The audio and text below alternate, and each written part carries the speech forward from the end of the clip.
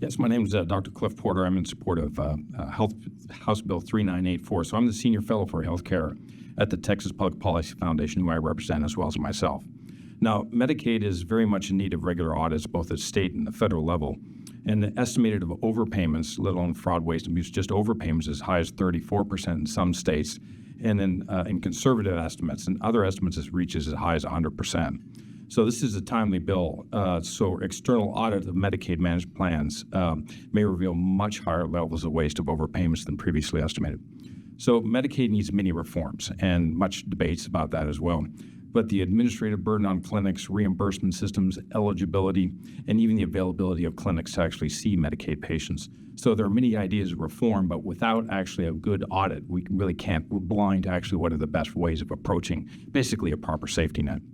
So some states like California are actually taking advantage of the system and inflating their eligibility numbers, and that way they get more federal funding for it.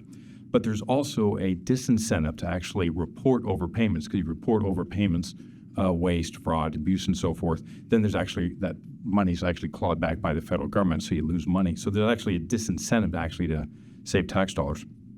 So recovering these Medicaid payments, now responsible at both federal and state different governments, as well as the managed care organizations themselves, these private insurance companies, Superior, Blue Cross, United, and so forth, their responsibility to audit. But an outside audit, as Representative Alderson said, requires different reforms to it so that they're catching everything. Right now, the Recovery Audit Contract Program actually goes after fee-for-service systems, urgent care, ER, that sort of thing.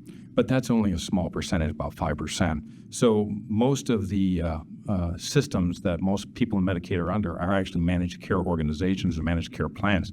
That's 95%. So we're missing an enormous amount of areas that needs to be reviewed for oversight. So this bill, by clarifying, allowing greater audit capabilities, New York recently introduced a similar system. They saved $60 million a year. And this one's estimated within 3 years of saving $30 million a year. And that's actually, I think, a very conservative underestimate. So thank you very much, and open for your questions. Members, are there any questions? Representative DeRazio. Thanks for that testimony. Whenever an audit is performed, and if you find overpay, what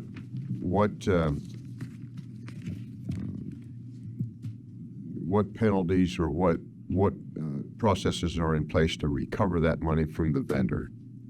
From the vendor with the state level, actually, that'd be a better question for a resource about exactly how that mechanism works.